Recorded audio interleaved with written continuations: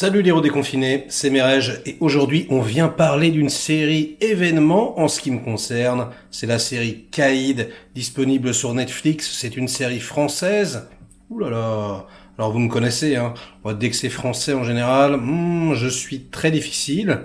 Et diantre, mais qu'est-ce que j'ai vu?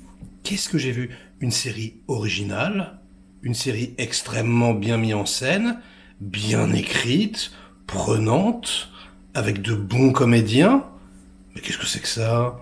Une série en plus qui a le mérite de proposer quelque chose de neuf. Déjà rien que par son format, 10 épisodes de 10 minutes. Donc c'est une série très courte. Mais du coup, ouais, y a un petit côté comme ça, cliffhanger sur cliffhanger, qui est assez sympathique. Une série avec des comédiens plus vrais que nature. Franchement, mais c'est vrai que ça a pas l'air compliqué quand on regarde cette série, quand on regarde ces personnages, quand on les écoute parler, quand on les voit évoluer. Mais ils sont tous très bons. Ils font à la fois flipper, à la fois ils sont émouvants. Puisque qu'est-ce que ça raconte, Caïd? Eh bien, ça raconte l'histoire de deux jeunes réalisateurs parisiens qui travaillent pour un label de musique. Hop, et on leur dit, allez, direction Marseille, vous allez shooter un clip de rap pour un certain Tony. Donc eux, ils ont l'habitude de faire ça, c'est ce qu'ils font pour vivre. Ils y vont. Et lorsqu'ils arrivent là-bas, mes aïeux, ah là là, ça ne se passe pas du tout comme prévu. Déjà, on leur immobilise leur bagnole, on leur prend leur passeport, au moins 256 fois d'affilée, on leur dit de fermer leur gueule. Ah, c'est très très anxiogène, ils flippent un peu, et pour ne rien vous cacher, ils ont raison. Le Tony en question, c'est un peu une tête cramée, il sort de prison, etc. Donc les deux se chient un peu dessus, on va pas se mentir. Et du coup, voilà, ils ont des petites GoPro accrochées sur eux, comme ça, des caméras flottantes, voilà. Et donc nos deux réalisateurs se retrouvent à suivre Tony, comme ça, ils se transforment quelque part, on va dire, en reporter, un peu malgré eux, ils doivent faire un clip, et finalement, ils shootent une sorte de documentaire. Et du coup, là, on découvre toute l'organisation de la cité, le trafic de drogue, voilà, comment est-ce que les gars sont livrés, voilà, la coke, la weed, le taga, ce que vous voulez, on voit tout dans les moindres détails. En plus, c'est très très plaisant pour le spectateur, parce que on a l'impression vraiment d'être là en catimini, vous savez, c'est des toutes petites caméras. En plus, on leur dit arrête de filmer, voilà, ferme ta gueule, enfin voilà, c'est très très dangereux, très très compliqué.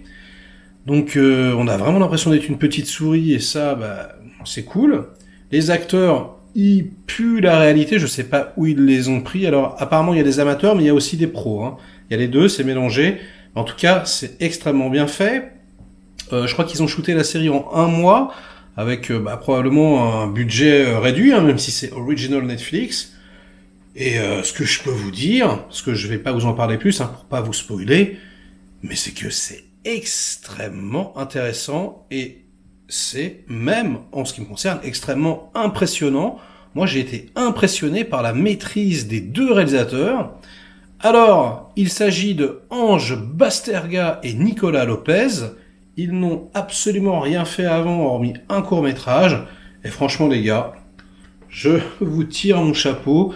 C'est la meilleure série française que j'ai vue depuis extrêmement longtemps. C'est créatif à tous les niveaux. Il y a une tension palpable tout du long. Vraiment, c'est crescendo. Tac, tac, tac, tac, ça monte et tout. On est pris dedans. Franchement, c'est mortel.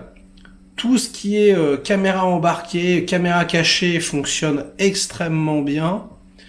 La reconstitution, on va dire, on n'y pense même pas, on a vraiment l'impression au bout d'un moment que c'est vrai.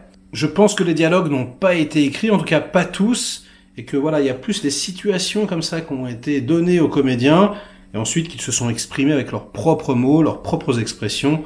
En tout cas, peu importe, c'est extrêmement bien fait. Le filmage, voilà, même si c'est avec de toutes petites caméras, est extrêmement intéressant. Le montage est très très dynamique. C'est pas du tout en plan séquence, ça cut tout le temps.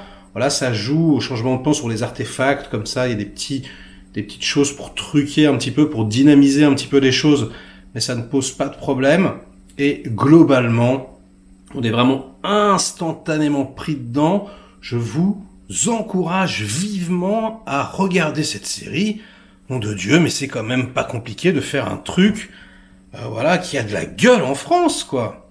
Alors après, bon, on passera sur le sujet. Est-ce que, voilà, ça vous fait flipper, peut-être de voir une série comme ça? Est-ce que vous trouvez que c'est extravagant? Est-ce que vous trouvez que c'est réaliste? Est-ce que, voilà, vous trouvez que c'est beaucoup trop, Bon, ça, je ne vais pas m'aventurer sur le terrain. Moi, ce qui m'a plus posé problème, on va dire que c'est la crédibilité de la situation. C'est-à-dire que je me mets à la place des cadreurs, et c'était un petit peu, voilà, le problème que j'avais eu avec le film Tout simplement noir, voilà, où c'était du faux cinéma vérité, et on n'y croyait pas vraiment à cause de tout un tas de facteurs. Et là, c'est un petit peu pareil. C'est-à-dire que la plupart du temps, le fait qu'on voit des images est justifié parce qu'ils ont leur petite caméra, mais parfois, ça vient un peu de nulle part. À un moment donné, il y a un flic comme ça dans une voiture, on passe dans la caméra du flic, on sait pas trop pourquoi. C'est un peu comme si le montage était décidé par Dieu. Ça, c'est marrant, on passe d'une caméra comme ça à l'autre. Et surtout, c'est le son, moi, qui me pose problème. Parce qu'encore, les images, ça va, mais le son, quand on filme avec des petites cams, voilà, quand on filme de très loin, on n'est pas censé entendre les comédiens. Alors ça peut paraître un détail pour certains, moi, ça m'a vraiment dérangé, notamment toutes les scènes entre Tony et sa sœur, voilà, qui sont très intimes, qui sont vraiment volées, c'est-à-dire que voilà, Tony ne sait même pas qu'on est en train de le shooter, et du coup, ouais, on les entend hyper bien. D'ailleurs, la sœur, c'est une des seules comédiennes que j'ai trouvée un petit peu flottante et pas forcément excellente. Bon, passons. Et du coup, voilà, on est quand même un peu obligé d'appeler, voilà, sa suspension d'incrédulité. Voilà, on pardonne un petit peu, mais franchement, c'est pas très grave. C'est minime, on l'oublie, et c'est vrai qu'il faut être au fait. Voilà, faut peut-être faire un peu de cinéma ou avoir fait quelques courts-métrages pour repérer un petit peu les subterfuges.